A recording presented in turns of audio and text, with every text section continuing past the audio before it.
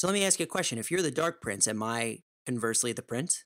I mean, sure. So then who's the P.E.K.K.A. for like P.E.K.K.A. Double Prince? Supercell. Stop it now. At castroyalepodcast.com/Discord. Discord. What's a Discord? That was a four-cost cod that was a four-cost... Four-cost cod. Oh, man, that's some cheap fish.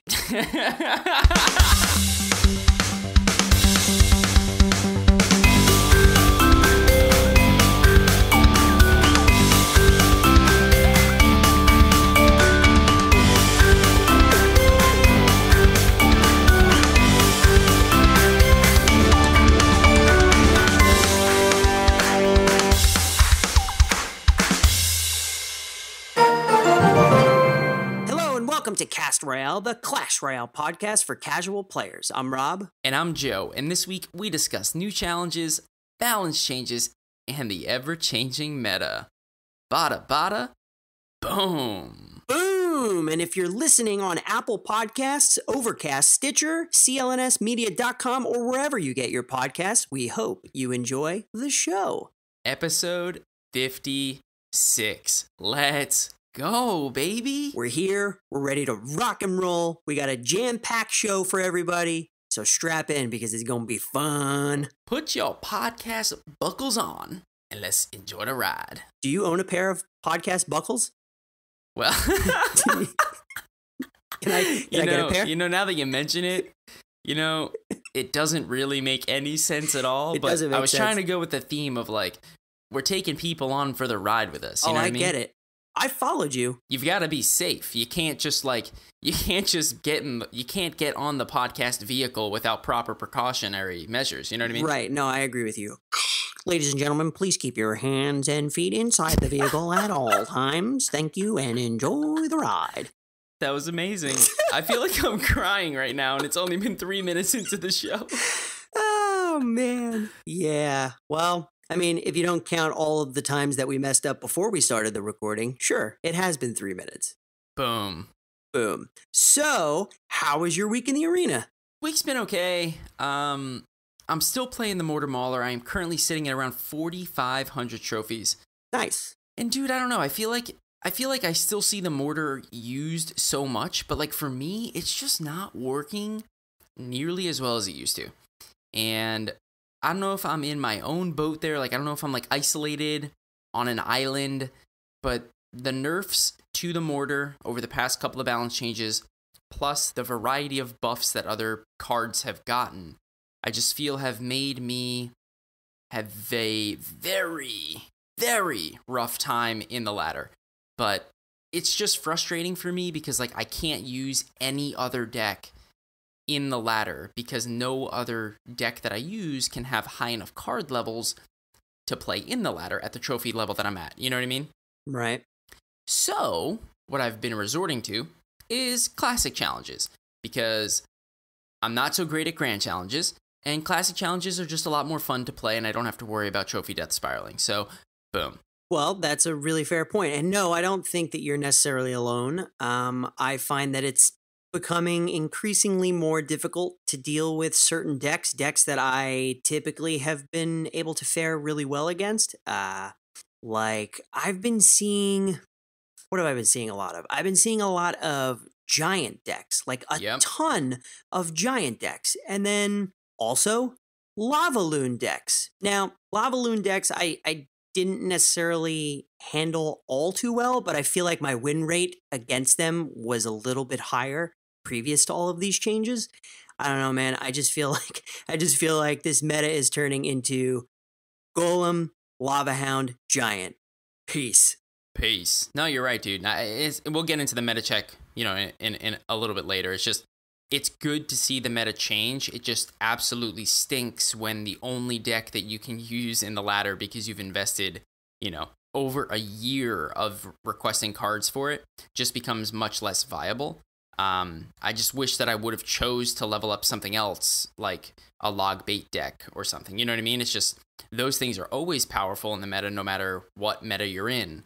And you could still use it on the ladder. So that's my issue right now, but I'm still having fun playing because I just move away from the ladder and I just play like 2v2s or I play classic challenges, just because that kind of keeps me going. Yeah, that's a pretty good idea. I should probably start playing classic challenges a little bit more. I don't really touch them. Yeah, I mean, they're only 10 gems, dude. Like, you know, it's you still face some really good players in there. Like, not everyone wants to grind out cards in grand challenges because they don't want to spend money on gems, right? So if you can still face really good players in the classic challenges and work on your fundamentals, you can try new decks and not have to worry about maxed out cards because everything's capped at the level cap. So why not take advantage of, you know, just trying out a new deck without having to worry about losing trophies in the ladder? Yeah, it's a fair point. I don't know about you, man, but my pockets are not too deep on gems. So I think that if I want to use my gems for anything, it's going to be for special event challenges, which is what I typically tend to use my gems on to begin with, because I don't have many. Yeah, no, I totally understand. And that's why, like, I don't play the grand challenges because those are 100 gems. But I only play the grand challenges when I'm recording YouTube videos because those are the ones that people like to see on YouTube. So I kind of like play for fun on classic challenges and then record videos with grand challenges. True. Speaking of recording YouTube videos, you just recorded one, did you not? Dude, yeah. So we're going to talk through the balance changes, but man, we finally got a chance to talk to our boy Colton Wall, and we went through the balance changes that you and I are going to talk through in just a little bit, but from the perspective of a pro. Dude, the way that he thought about these changes was just like mind-blowing to me. Like, we talk all the time about like how, you know, we're just casual players and we live vicariously through like the pros. Mm-hmm. Dude, the things that he was thinking about as to like why this nerf is okay, but he would have taken a different approach, or why this is the right answer, because if you would have done these other things, this is why it wouldn't have worked. I would like ask the question, dude, and I would just like kind of like just sit back and listen and just be like, oh my gosh, you're right. Wow, I never would have thought of that. This is amazing. So, I wish I knew so much about the game. Seriously, I wish I could think like you, is kind of like what I was saying the entire time. But it was a pleasure having him on the episode. We had a great time. Super, super nice guy, and just really, really insightful. And just so great to collaborate with. And if you want to check out Colton's YouTube channel, you can go to youtube.com/ColtonW83. That's ColtonW83. And we will put his link to his YouTube in the show notes, so be sure to check that out. And we will also include the link to our YouTube video where we collabed with him in the show notes. So if you want to check it out and see all of his insight on the balance changes, be sure to click it and give it a watch. Boom. Boom. But dude, how was your week in the arena? Not too bad, actually. I'm currently sitting around 4,400 trophies. And, you know, I think we kind of talked a little bit about it before, how I'm also kind of struggling, but I find that I'm struggling more against specific types of decks than just struggling in general. So, you know, every time I go into a match, I'm just like, watch, give me another giant, give me another golem, give me another giant, give me another golem. And dude, I wish I was making it up, but if you looked at the last maybe 8 or 10 matches, every one of them has a golem, a giant, or a lava hound. Every one of them. And I don't know what's going on. I don't know what happened to the, you know, if you lose 3 matches, you get matched up with someone that is also losing 3 matches. And I just don't feel like that. I feel like they're matching me up with people that are just gonna rock my socks off in a bad way. Destroy Rob. That's pretty much how I feel. I don't know. I feel like I'm being a little too negative, and I feel like the beginning of the show was very positive, so I'm going to keep it that way. So I did want to tell you that I got a graveyard from a crown chest. Nice. Mm-hmm. So is that level 2? No, what level is it? It's currently level 1. I can make it level 2, but this would have been the 3rd graveyard that I got. So nothing was really preventing me from putting it at level 2 to begin with. I just, you know, like we say, we don't really upgrade our cards because we're trying to save all our gold for the double M, man. Yeah, no, but that's a really awesome pickup if you ever need to level it up or you want to use it in the ladder or whatever. That's a really good pickup. But did anything else happen to you this week? Yeah. I hit my new personal best. Dude, what'd you hit? 4816. Boom, dude. You have no idea. I was like, I don't know, I want to make sure that I could do basic math here. I feel like I was maybe 4780 something. That's probably right. I was probably like 47, 80 something. I went into the clan and I was like, guys, I can't play. I can't do it. I'm one away. I'm going to lose and I'm going to be so mad at myself. And they were all like, Rob, you got to go. Do it. You got to do it. Just try it. 5 of us are already up here. Do it. You need to join the club. And I was like, oh man, I don't know. Hands were sweaty, man. Heart was beating so fast. I went in. And I don't know what came over me. I don't feel like I just like locked in or was in any kind of zone. I just felt like after a minute and a half of being in the game, I looked around the arena and I was like, oh man, this could actually happen. This could really happen. I'm going to do it. I did it. Boom. It was ridiculous. I was so excited. Now, to be fair, it's not really like a tier type of thing, right? So like 48 isn't really like something that puts you in the next category, like Challenger. But I've never made it to 4,800. So it was a huge accomplishment for me, and I felt pretty good. As you should, dude. That's an amazing accomplishment. I find that in Clash Royale, it's not so much like a game of, hitting 4,900 trophies or hitting 46 or hitting 52, right? Like the mile markers that you're talking about. Mm-hmm. But at the end of the day, it's just growing. Right? And hitting your own mile markers, because if you've never hit 4,800 before, that was your personal ceiling, right? And every time you'd get even remotely close to it, you'd start to get nervous, you start to get, your hands get sweaty, you're kind of tensed up in every match, and you're like, oh my gosh, I'm getting matched up against the worst matches, and you just make mistakes. So you were able to hit it, and now next time, you would have already been there, so now you don't have to worry about it so much, and now you can just push to 4,900. I'm super happy for you, man. Thanks, man. I hope I continue to rise, but you never know considering what they keep on changing in this game. But I do want to point out that I made it to that with the bats instead of the skeletons, and I upgraded them to level 12. So I feel like it was pretty worth it, in my opinion. I totally agree. I'm still using the bats too, and I find them to be much more effective than what they have been previously. And a lot more versatile than skeletons because R.I.P. Larry. RIP. Too soon. You got a special place in our hearts, Larry. Hope you're doing all right down there. Drinking some tea. Eating some crumpets. Oh, man, our English skeleton. I can't. Larry would be rolling over in his grave if he knew what was going on in the meta, let me tell you. Oh, you're not kidding, man. You are absolutely not kidding. Be like, what kind of shenanigans are going on here? I left for a couple weeks. Now we've got golems everywhere. We've got magical archers. What's this stuff? In case nobody could tell, Joe and I are very slap happy because we are recording a little bit later than normal. So excuse us while we have a little fun while we record. Boom.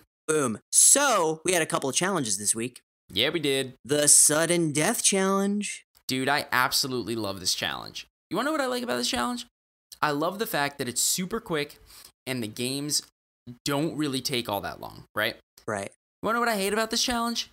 The overabundance of hog and or balloon freeze decks. Please, I know. Tell me about it. But this challenge is a lot of fun because like the mechanics are, like obviously the game mechanics are totally the same, but the way that you have to approach every game is totally different than you would ever have to play in any other matchup, right? You can't really like slow play pushes and develop them in the back because it's the first tower wins. So if someone takes advantage of your quote unquote build up and they just rush you, chances of you defending are, almost nothing. Yeah, that's a good point.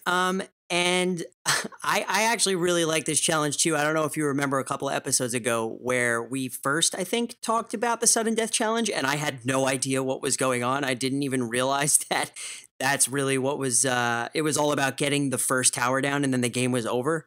Now that I understand what was happening, I had a great time. I bet. Once I knew the rules, it was a lot of fun. Exactly.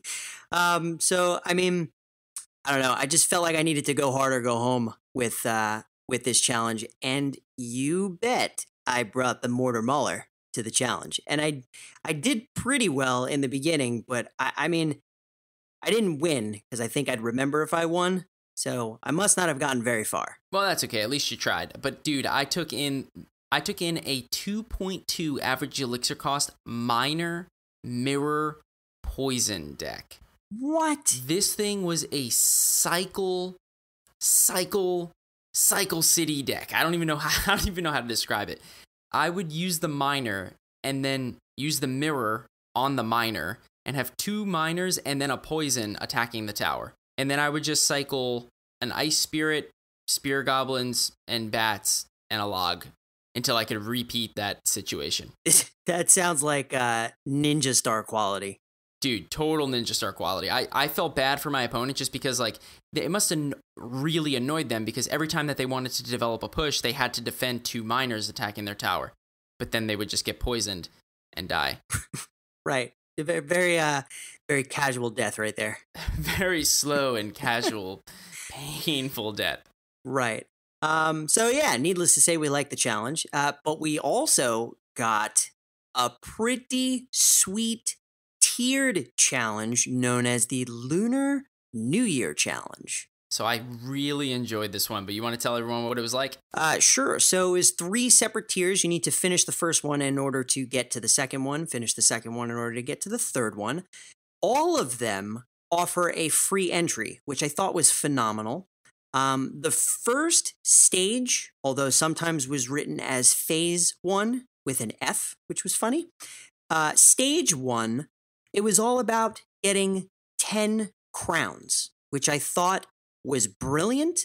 If you lost, it didn't matter. And plus, it was on a free entry. So if you lost, there was no paying to join again. So it was just free until you beat it. Right. It was just like they're basically giving you, you know what it's like? It's like, you know when you were younger and you used to put like $1 into like one of those like candy machines and it was like play until you win? Right. That was literally what it was like. Right. This is a participation trophy, and I appreciate those.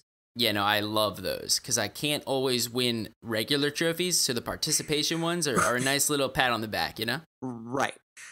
So how'd you do? So, I mean, that being said, I did wind up winning this challenge. So I got through. Of course you did. I got through stage 1.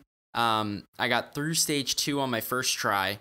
Stage 3, I lost my first free attempt, and then I spent the 100 gems to play again because I thought that the one-time rewards were really cool in a magical chest and then a legendary chest. Plus, if you won, you wound up getting the regular chest from the challenge anyway, right? So I just thought it was worth it. I wouldn't have tried a third time if I would have lost, but fortunately, I wound up winning, and I was super excited. That's awesome, man. Congratulations. Yeah, I made it through to the third stage.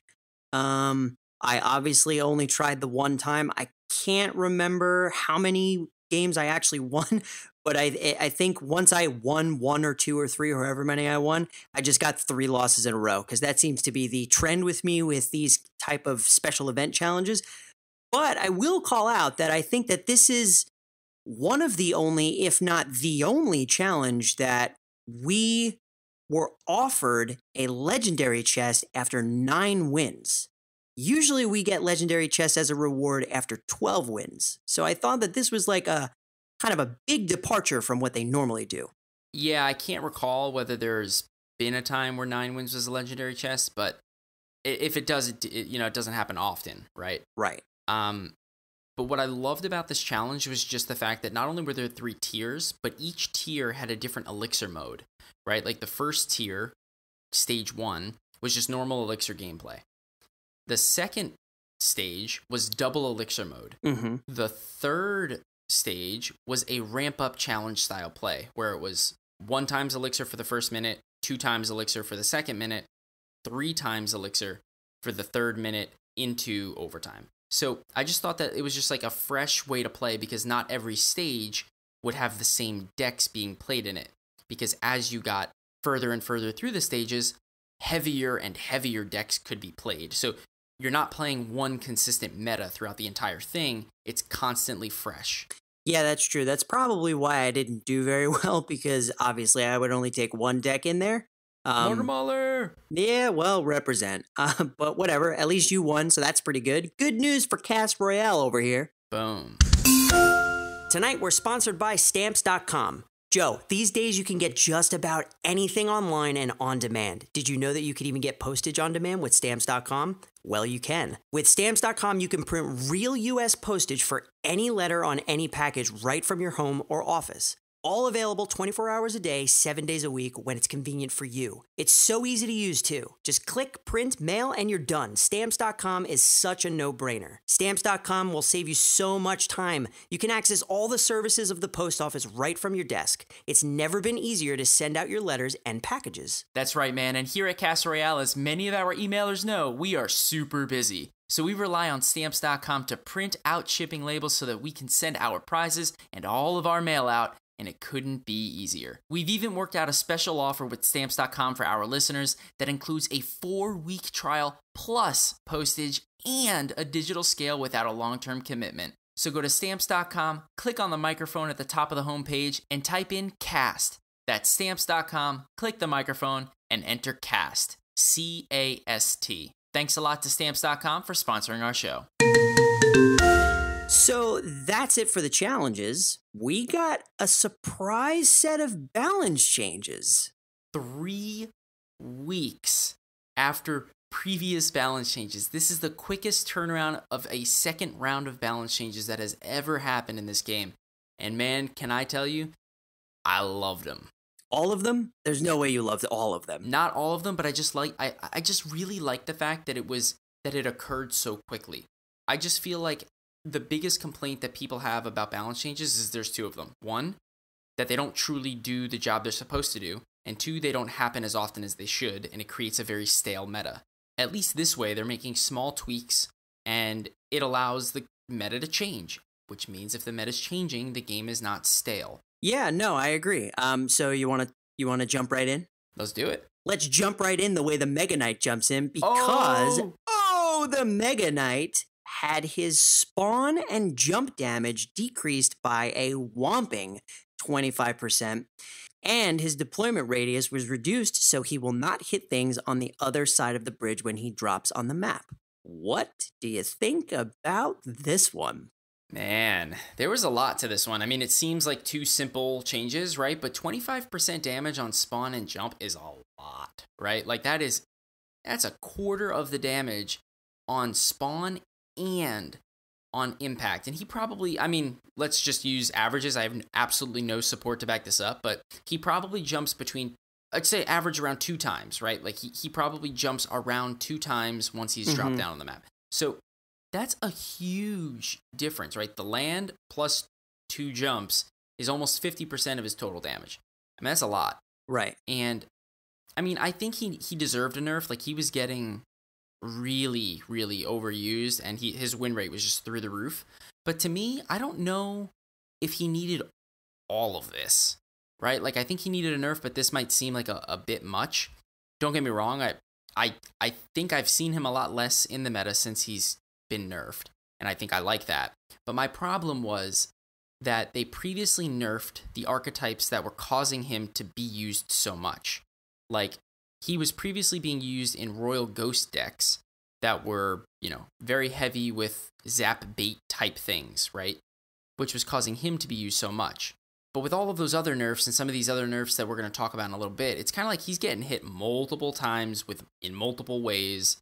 And I just feel like I don't want him to become unviable, Yeah. Because he's such a versatile card, and when he's played in the meta, it impacts the meta. And that's how he should be impactful, just not overpowered. You know what I mean? He should be impactful like his slam. Boom. But his slam is now underpowered. Right. Yeah, I'm actually surprised with this one. I like the change. I think that you are correct, that he definitely needed a nerf, but I'm not 100% sure that I agree with it being 25%, considering all the reasons that you mentioned previously. So what about the next one? So we have the skeleton barrel have its skeleton count decreased from 8 to 6. So I really like this one. A lot of people don't like the fact that, the skeleton count was reduced. They thought that what should happen is either that the death damage should be removed from this card, or that the just damage the skeletons do would be reduced. Here's my problem with both of those. If you reduce the health of the barrel won't make it to the tower before it deploys. Right now, if the tower is attacking the barrel, and only the tower is attacking the barrel will make it to the tower and burst just before it gets there. So it's almost like it's airmailing it to the tower, right? Right. Special delivery. Right. If you remove health, it won't even make it to the tower. The whole point of the card is to get to the tower. So if it can't get to the tower, it's useless. That's number one. Number two is if you remove the death damage, it becomes totally not playable. Because then bats and minions will be able to counter this way too easily, and there won't be any negative effects for those cards, right? So when this thing didn't have death damage, it was not played at all because it was kind of not playable. By reducing the skeleton count from 8 to 6, you're reducing, in effect, its overall damage by a total of 25%, which is a lot. Mm-hmm. That's overall damage. And I think that this is exactly what the card needed to not be super powerful. Do you think that 8 to 6 was the right way to go and not 8 to 7? I mean, we went with Larry, right? And that went from 4 to 3. Why not 8 to 7? I did think that they were going to only remove 1, but removing 2, like maybe they removed 1 and it didn't change anything when they were playtesting it. So they just said, you know what, why do 1 when we're going to do another one later anyway?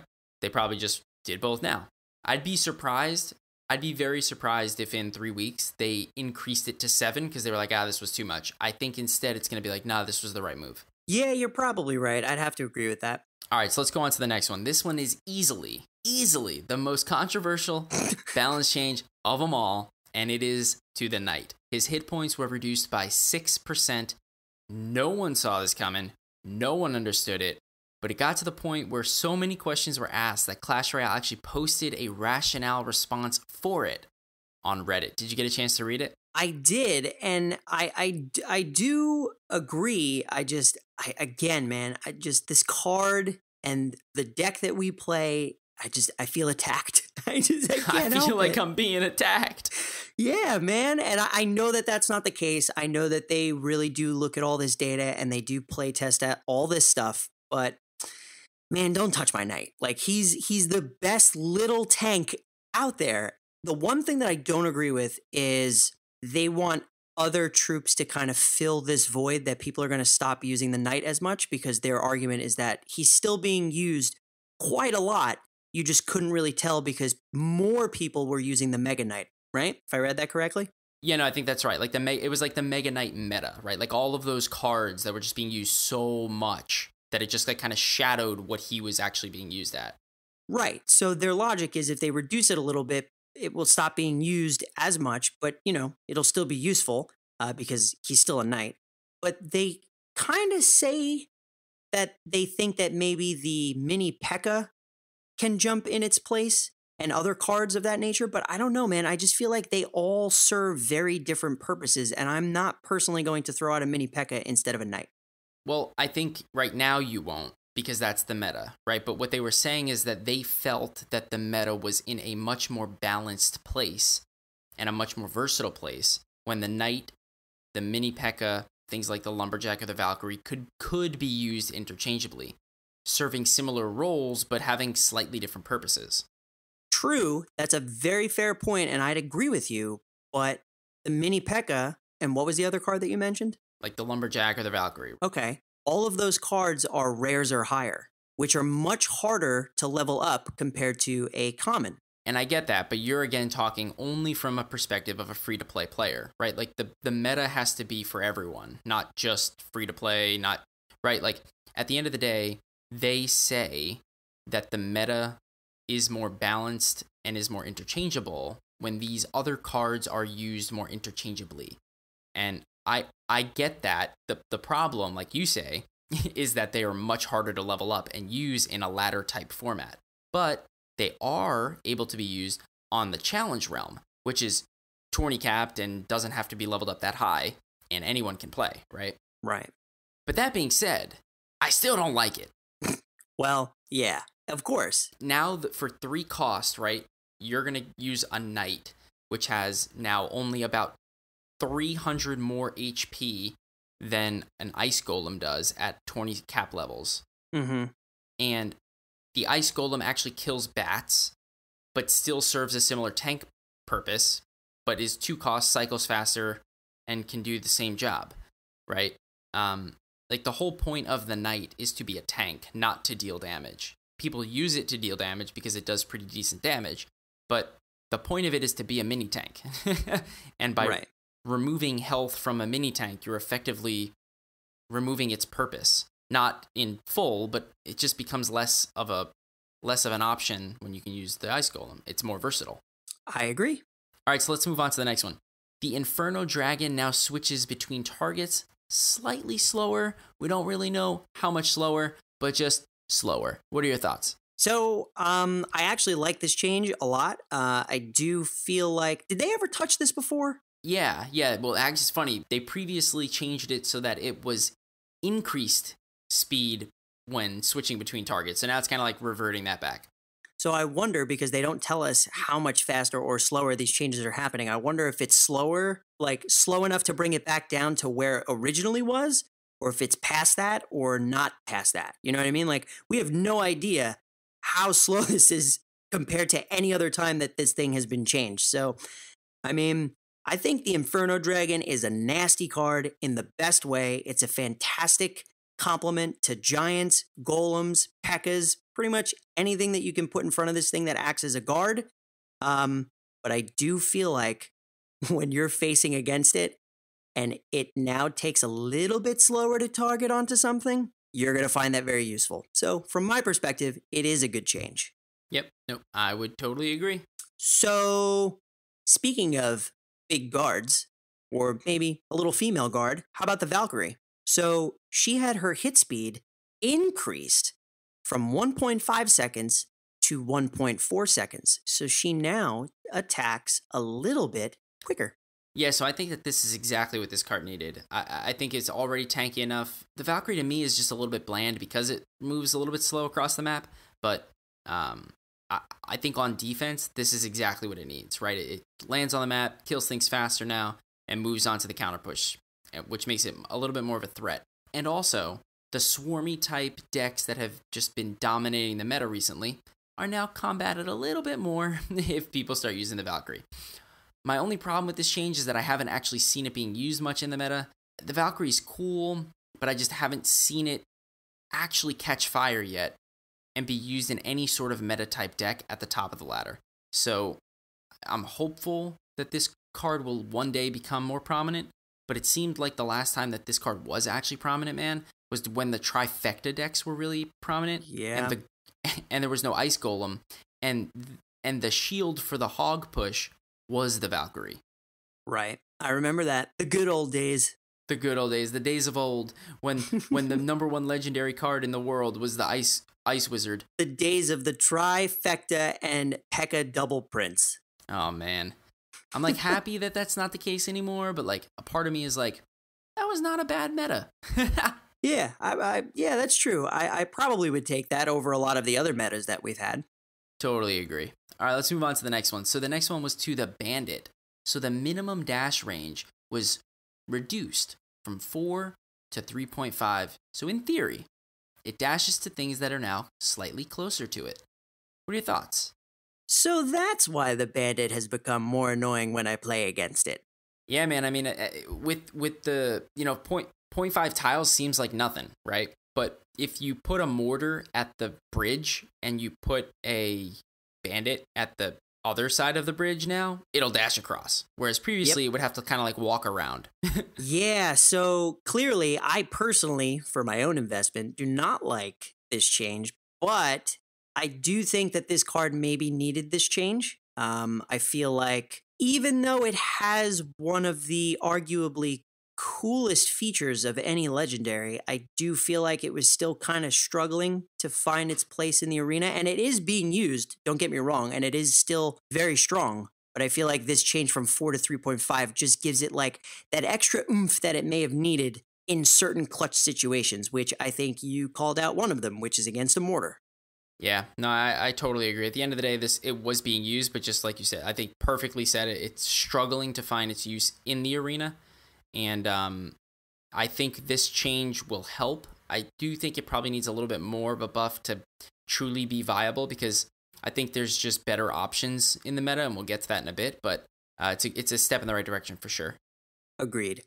So the last one goes to the Dark Prince, who had his hit speed increased from 1.4 seconds to 1.3 seconds, so he attacks a little bit quicker. and also had his hit points increased by 5%. Thoughts? Absolutely, positively love it. Why? I don't know, man. I just feel like whenever the Dark Prince is meta, the meta is good. That's a good point. I just feel like any time that the Dark Prince has been included in the meta was at its most versatile part of wherever it was. When we were talking with Colton about balance changes, he was saying that any card that adds versatility, versatile cards are better for the game because versatile cards have multiple uses, and versatile cards are just more exciting to play and watch. Right. And also, if you mess up defending against them, they're just more impactful on the game. Like a little Valkyrie who only has one purpose, defense usually, is not really versatile, and that's why she's kind of boring to watch and boring to play. But these other cards, like Dark Prince, are just so much better. So when they come out of the dark, they rise to the light, and you play them, it's just so much better. Am I wrong? No, man, the Dark Prince rises once again. The Dark Prince rises, and I'm sorry, man. Like I'm getting a little bit excited here, but I love this card so much, and I've seen it now played so much in the meta, and I can't wait to talk about it in the meta check. See, now, guys and gals, Joe loves the Hog Rider, but I think he truly relates and can picture himself being the Dark Prince. I think that's where Joe's mind goes when he sees this card. He loves this card so much. Just drop it down on the map.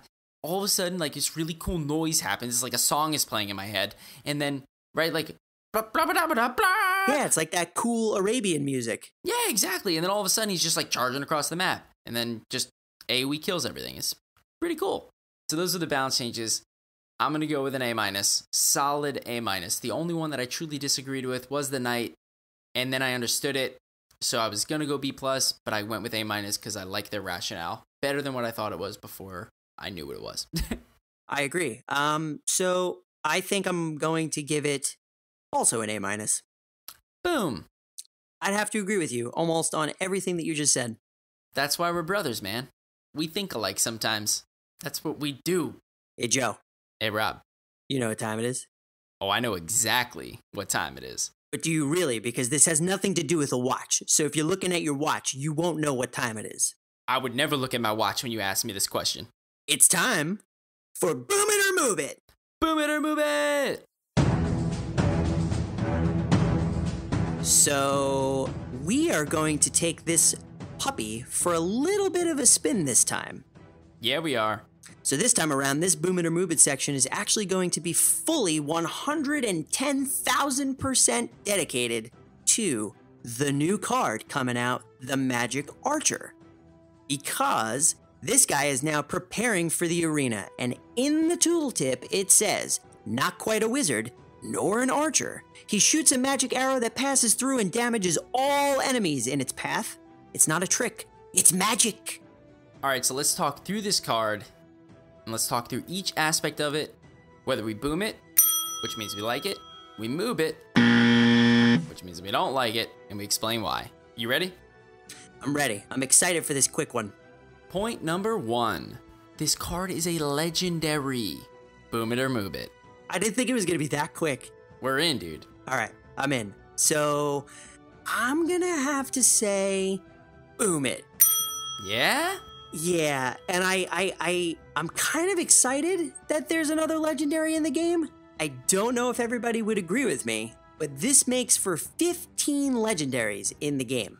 So, I don't know. I feel like legendary is probably like the weakest link in terms of how many cards there are in the game. This is a nice addition. Well, I get that, but some would argue that that should be the case. That legendary should be the least amount of cards in the game because they're legendary and harder to get. This one, I agree with the type of card that it should be a legendary because of the different kit that it has, but is legendary the card to be released now? I don't know. I feel like there's almost as many legendaries as there are epics. And at that point, why? That being said, legendaries have so much versatility. And like we said before, versatile cards add so much more excitement to this game. So, I hear what you're saying, but I do see both sides of it. So are you moving it officially? I will not officially move it. I do boom it, but I do see both sides. All right, fair. You ready for number 2? Oh, I'm ready. So the magic archer has an attack range of 7 tiles, but his projectile goes 11 tiles. Boom it or move it. So I think I'm gonna boom this one, but this one's crazy, dude. Yeah. Let me just put this into perspective for you. He will attack every second when his target is 7 tiles away, but that arrow will pass through the first 7 tiles and damage everything in its path, and oh, by the way, travel 4 tiles past its target to attack those things as well. Right. Now let me put that into perspective. Did you think that the princess previously had a really long range? Well, originally, yeah. I mean, that's what, 12? No, man. It was 9. So What? this thing actually can hit things further than the princess can. Uh-oh. But it takes more, I guess, effort to hit it because you've got to attack something closer to hit things further back. Yeah, that's a good point. Doesn't the dart goblin shoot from 6 tiles away? The dart goblin actually attacks from 6.5 tiles away. So this thing would actually attack the dart goblin before the dart goblin attacked it. That's got to be a title of a song somewhere on the planet. Right? I don't know. It sounded like a tongue twister, but it came out right. So I think, right? I think so. Good talk. All right, so point number 3. The magic archer targets both ground and air. So unlike the bowler, he doesn't just attack ground. He's kind of like the executioner, right? But he just doesn't have a boomerang effect. Right. Boom it or move it? So originally I was going to say move it because I think that his projectile shenanigans makes this a ridiculous card, but I also feel like he's an archer. So I'm going to boom it. And I definitely feel like it's just in line with the type of card he actually is. So I really feel like that was the right way to go. Totally agree. Are you ready for number 4? I've never been more ready for any boom it or move it ever. Go. This is probably going to be your favorite one ever. So, number 4, the magic archer dies to a fireball. Boom it or move it. Move it. No hesitation. Absolutely, positively move it. Now, don't get me wrong. We used to say that any 4-cost card that dies to a fireball is just completely irrelevant. For example, if a musketeer dies to a fireball, irrelevant. If the electro wizard dies to a fireball, it's totally useless. The only card that was previously any good in the meta that was a 4-cost card that died to a fireball was the crying machine, which actually became very good in the meta.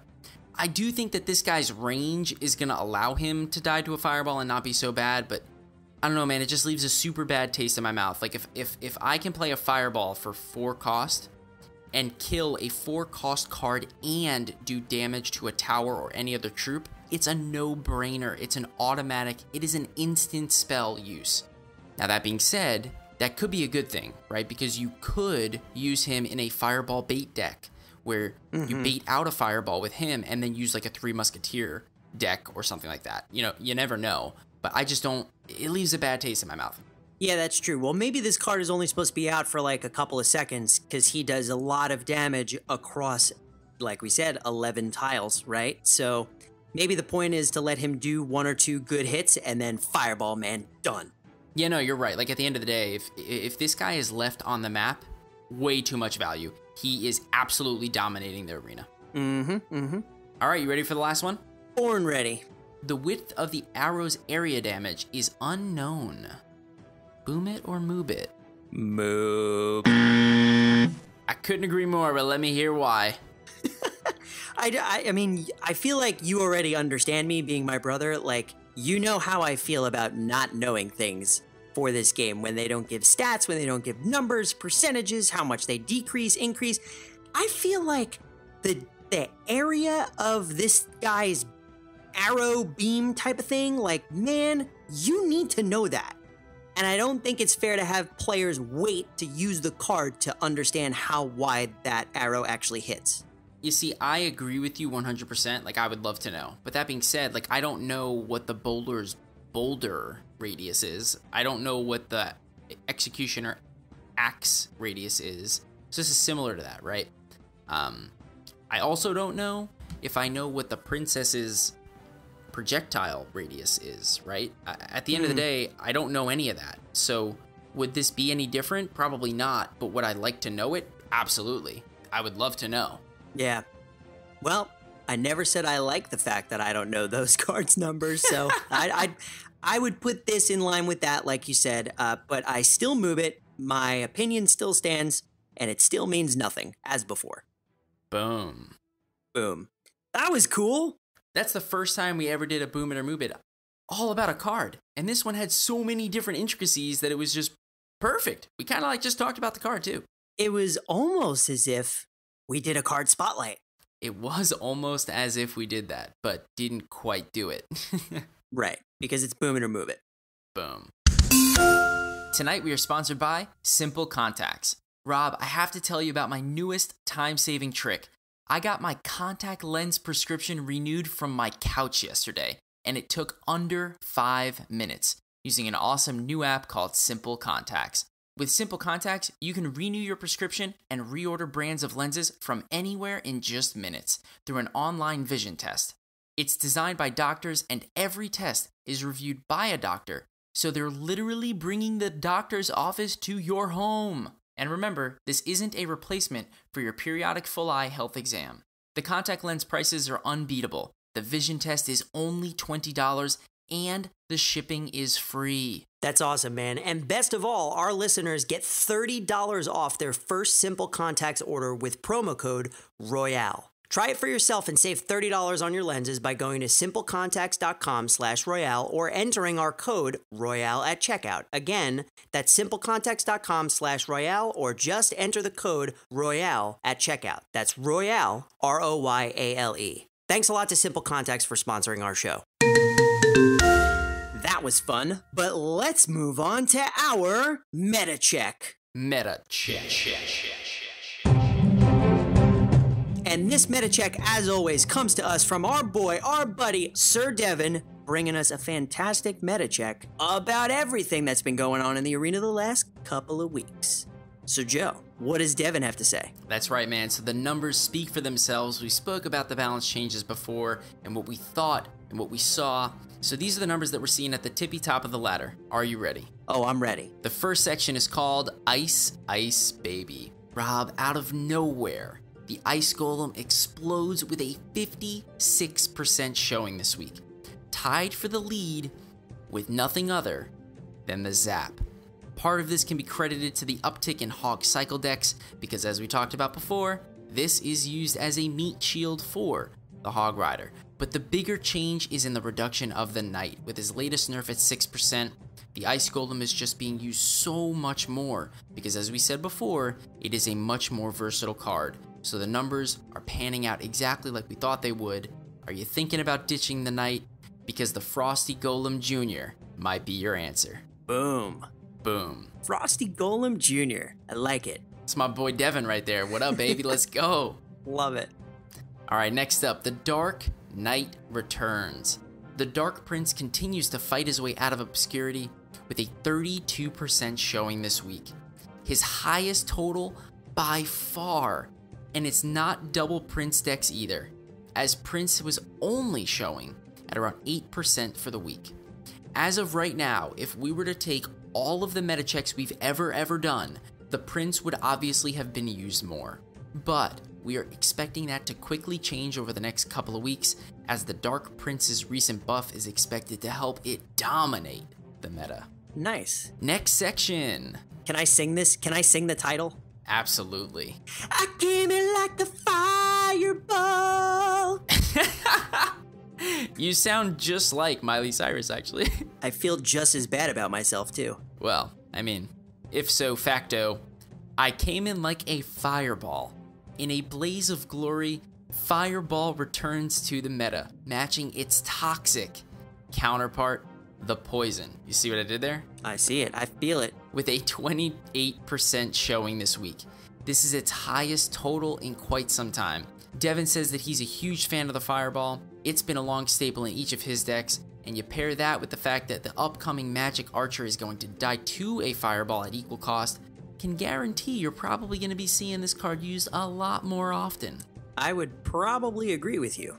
Next section, No Larry, no problem. I feel like you need to say it like you're in the Caribbean. No Larry, no problem. No Larry, no problem.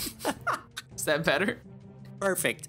Rising from the depth, the skeletons are fighting their way back to a 26% showing over the last 2 weeks. Once a top used card by the pros, the skeletons have fallen into a bomb tower territory after losing their pal, our buddy, Larry, to a vicious nerf and was just 6 feet under and can't find his way back out. These guys are somewhat being used in the meta once again, and we're excited to see if they continue to be used moving forward. So what else does Devin have to say? Last, but certainly not least, the Elixir Fixer. Ooh, intriguing. After a couple of months of collecting dust, the Elixir Pump is back in the top decks with a showing of 32% last week and 36% this week, showing a steady increase in use rates. By far, this is the #1 used building in the game currently.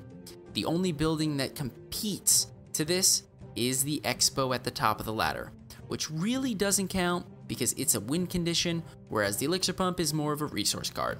Do you got a beatdown deck and need a hand? Look no further than the giant tube of pink that allows you to collect extra resources. Bada bada, boom. You smell that? Smell what? Do you smell it? What am I smelling? I smell a nerf coming. Oh, got him. Oh, I got him. That was a great meta check. Thank you so much, as always, to Devin. We really appreciate him putting in all the work all the time, tallying all those numbers. If you want to check out any of those numbers, we will be sure to attach the spreadsheet in the show notes so you can take a look at the numbers. If you're a little geeky like us, you can pay attention to what's going on in the meta. Boom. Boom. We got a lot of chests. How many you got? What do you got? Dude, I've got a clan chest, a crown chest, and 3, count them, 3 big dogs. I love how you had to count on one hand. How many chests you had? Gotta emphasize, no one can see me right now, but I'm emphasizing what's going on, you know? That's true. I have a clan, a crown, and 1 big dog. You see, that's cool, but it kind of stinks. Because 1, you don't have as many to open, but 2, that means I probably have to go first. More than likely, you are going first. It's your favorite part of the show when you get to go first during a chest opening. Little brother never leaves. This is sacrilege, but I'm doing it for the podcast, Rob. For the community. All right, we doing crown or clan first? Let's do the clan. Clan first. All right, here we go. 10 of 10, 1,620 gold, 17 spear goblins. Nerf those cards. Nerf them.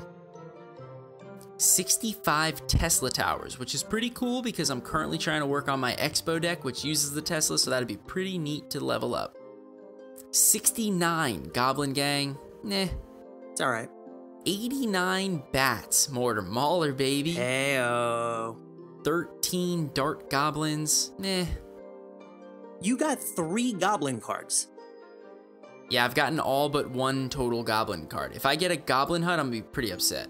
I don't know if I'll be happy. Is that an accomplishment if you get all 4 Goblin cards in one chest? It's good for one reason, bad for others. Right, well, some would say.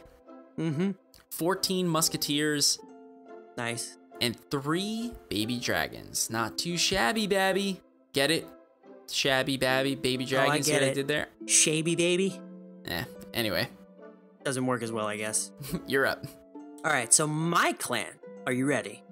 Let's do it. 1,620 gold, as always. 36 barbarians. Perfect timing for a Dark Prince buff. 38 bats, mortar mauler. Ooh, 67 cannons. Nah, I don't know. That's If they ever bring touchdown back more than once a year, then yeah, this would be great. Agreed. Uh-oh. I got an epic already. Oh no, that's good. That's good. I know. Wait, 1 guards. 1 guards. Well, that means you've got at least 2 more coming, so. Right. Here we go. 99 minion horde. Okay. I'll take it. See, this is what happens when we complain about things. 2 freeze spells. Yep. There's your other 2 epics. Right. And the last card is certainly not a legendary. Actually couldn't be further from one. The Inferno Tower coming in with 27 cards. Yeah. Yeah. So that was a bland chest. Pretty bland. Because we wanted a flan chest, right? Because we like flan now. I guess. Yeah. Is it flan or flan? Flan. The guy from Florida. He said he makes really good flan. You don't remember? Oh, yeah. Right. No, I remember. The guy from Florida makes the flan. From Florida. He's making the flan. I need good flan in my life. All right. Next up, I've got my crown chest. Here we go. 687 gold. 3 gems. Heyo. 20 minions. Nice. 26 goblin gang. Again. 33 ice spirits, mortar mauler baby. That's good. And 9 battle rams, which have become faintly irrelevant recently. Yeah. Unless you pair it with 3 musketeers and a freeze, maybe. Nightmare. Big old nightmare. Yeah. So my turn, right? Ground chest? You're up. Here we go. 632 gold. 2 gems. I'll take it. 17 zaps. 60 ice spirits. Nice. Mortar mauler, baby. 9 furnaces, the bane of my existence, and 1 baby dragon. Not too shabby, babby. I was waiting for you to do it. I feel like I got a chest that was extremely similar to your chest. Probably was. Mm-hmm. All right, am I up? No, you're down. You don't know what to do. All right. First big dog is a regular magical chest. Ooh, that's your first one? That's my first one. Here we go. 1,320 gold. Wow. 8 Tesla towers. Pretty good. Mm-hmm. 11 knights. Recently nerfed. Pretty upsetting. 2 goblin huts. You got it. I've got every single goblin. You need a goblin. Give me a call, because I know a goblin or 2. I don't know if I said this card yet, but 39 bombers. You didn't say it, because I think I'd remember the guy with the blue hat. Dude, this is getting ridiculous. 44 goblin gangs. 24 giants. A shocker. Of course. 4 rage spells. So this was absolutely, positively, couldn't be more appropriate to be called a tragical chest. Yeah. Not a fan. That was blah. Very blah. Not a fan. Mm-hmm. Do you have 2 big dogs after that? Yeah, I've got 2 more. Should I do one more? You should do one more. All right. Next is another magical chest that I am currently opening from my quests. Oh, yeah. I almost had another one, but I didn't make it in time. Well, that'll happen. So, save it for next time. Ready? Yeah, and I have my game locked up for a week. 1,320 gold. Nice. 3 ice spirits. 3? I mean, that's great that you got them, but 3? But 3's kind of irrelevant. 19 knights. Dude. Someone somewhere is telling you something. I don't know what's going on here. They're 3 laughing furnaces. at you. I'm just going to quit out of this game. 20. Can I don't even want to open the rest of these cards. 27 elite barbarians. Ew.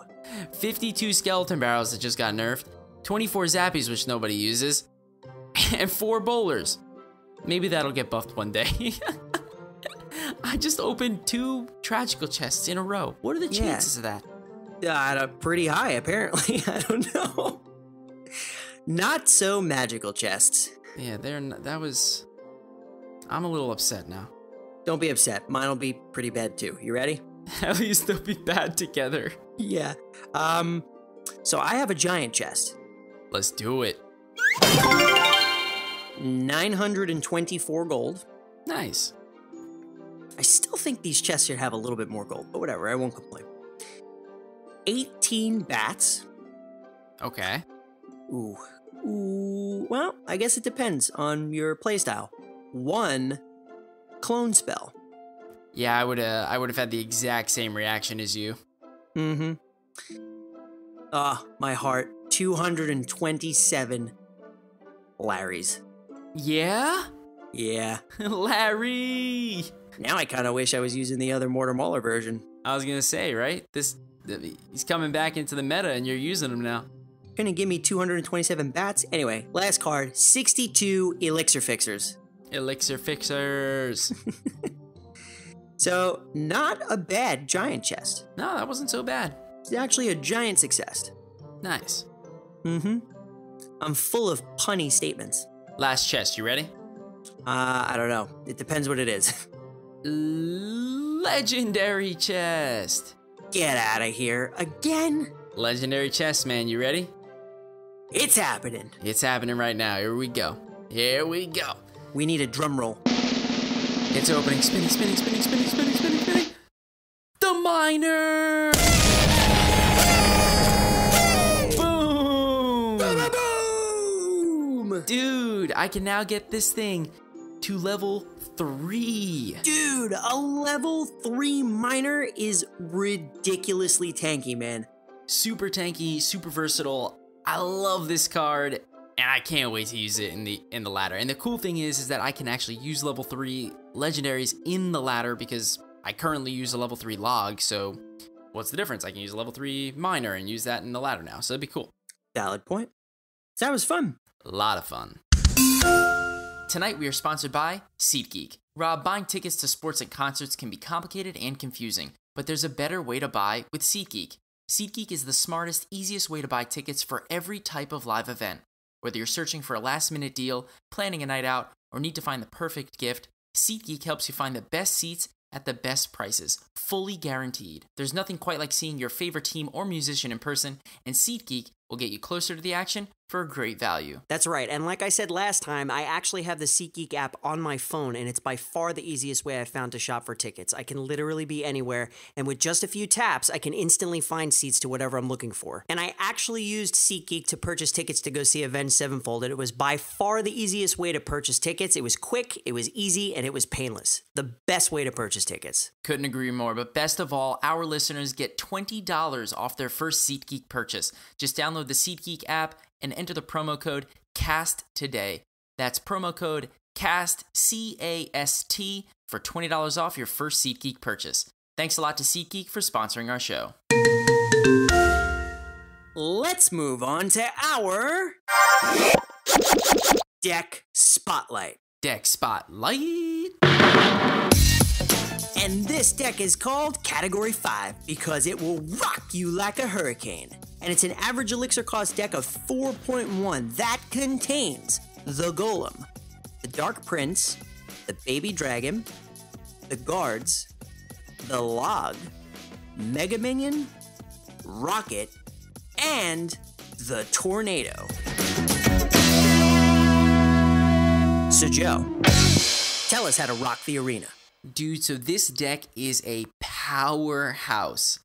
We called it Category 5, and it is absolutely no joke. This deck includes, like we said before, the Dark Prince, which was recently buffed, as well as the Golem, which we said was super tanky and super good in the current meta. The one interesting thing about this deck is that while it is a powerhouse beatdown style deck, it does not feature the pump. And while it's 4.1 elixir cost, you don't get the same elixir generation that you would out of a normal Golem beatdown style deck. But that's okay, because the reason it's so expensive is 1, because of the Golem, but 2, because of the Rocket. And the Rocket won't be played all that much within any given match. The purpose of the Rocket is to kill pumps, is to kill things that are grouped up like Three Musketeers, or if your opponent groups way too many troops down in one place, you can always Tornado Rocket, which is a huge commitment on elixir for 9 cost, but does tremendous damage to multiple troops if you can get them into the radius. Right. Normal push with this deck is to drop the golem in the back, followed by the Dark Prince. Once those 2 cards are down, all you really have to do is wait. You don't want to throw your Mega Minion down too early because you want to use that card to target a specific card on your opponent's side of the map, or use the Mega Minion on defense because it's one of the best defensive troops in this deck. Once all of your troops are on the opposite side of the arena, you're going to want to use the Tornado to pull all of your opponent's troops together. Now, the placement on the Tornado is super, super important because you want to pull everything together on top of your golem, and here's why.